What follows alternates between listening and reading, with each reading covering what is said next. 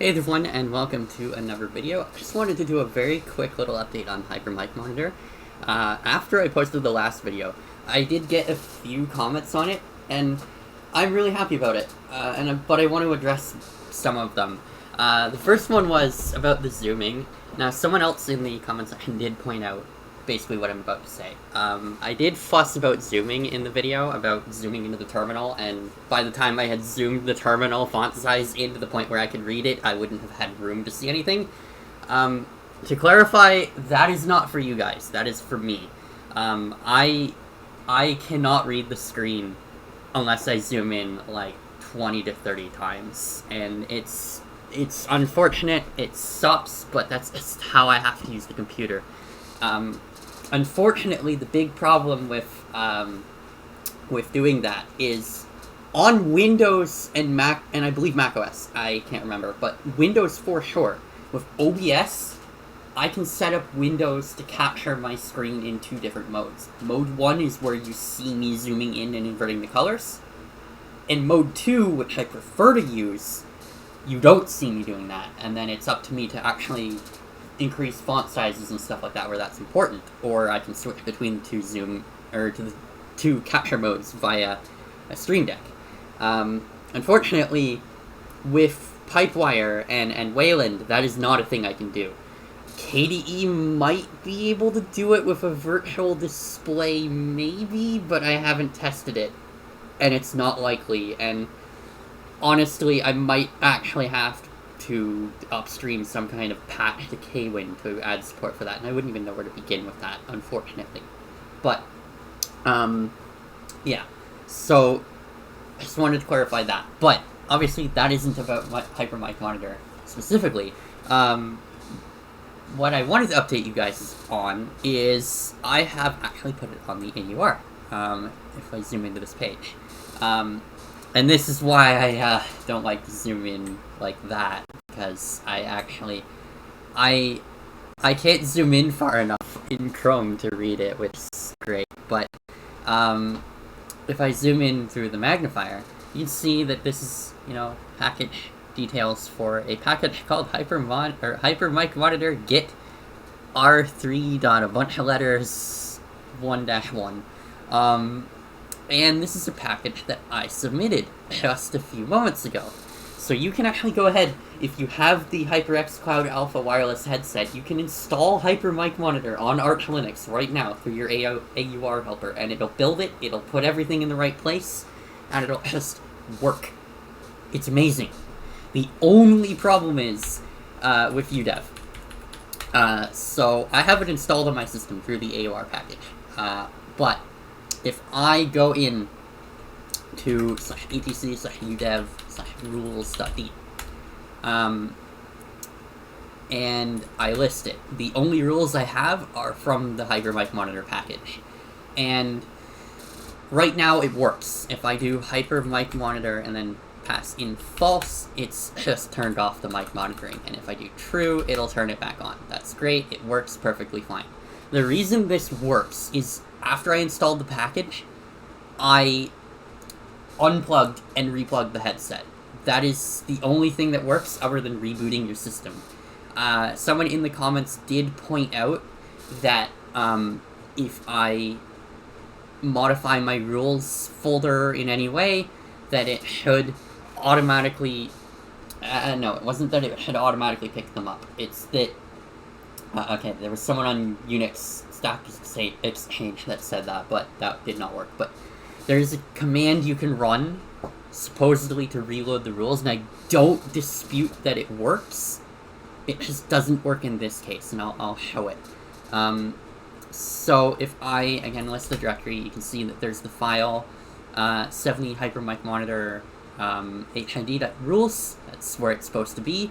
And I actually have two installs of Hypermicmonitor. I have the one from the AUR, and then I have a .old one from when I was testing. And if I go to this .old one, and then I do sudo pacman-rdns Hypermicmonitor git, and then confirm that, it's going to uninstall the package. It is no longer installed. I think I can't even tab complete it. and if I list the contents of /etc/udev/rules.d, is no longer there. So it should not work, because supposedly Arch is supposed to automatically watch that directory, and when it changes, it's supposed to automatically reload the rules, according to that one Stack Exchange post that I saw. But if I run this old install of Hypermicmonitor, it still writes to the device, even though I don't have permission to do it, according to my lack of udev rules. So, in the comments section of the previous video, someone suggested to do sudo udev adm control -- reload rules. And that's supposed to go ahead and reload the udev rules. And if I then run the program, it's still writing to the device. Well, that's fair enough. That's because that just reloads the rules, but they don't actually apply until you connect a new device that corresponds to those udev rules. But in this case, if I were to do that, I would lose my audio, so I can't do that. But if I do sudo udev adm trigger, that's supposed to go ahead and update and everything and make sure that even existing connected devices get their new rules. So in this case, it should no longer work. But as you can see, it still writes. But, and this is kinda risky for the recording, if I unplug the headset and then replug it,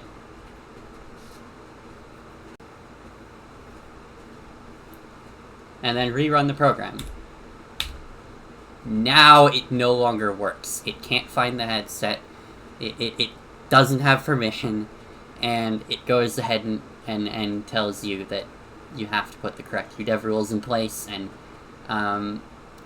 this is an older build, so it doesn't actually document itself on how that you need to replug the headset, but if I go ahead and do yay-s hypermicmonitor git, it's going to pull it from the AUR, it's going to build it, it's probably going to take it from cache because it's already been installed once, but we hit yes on that, and if I replug the headset again,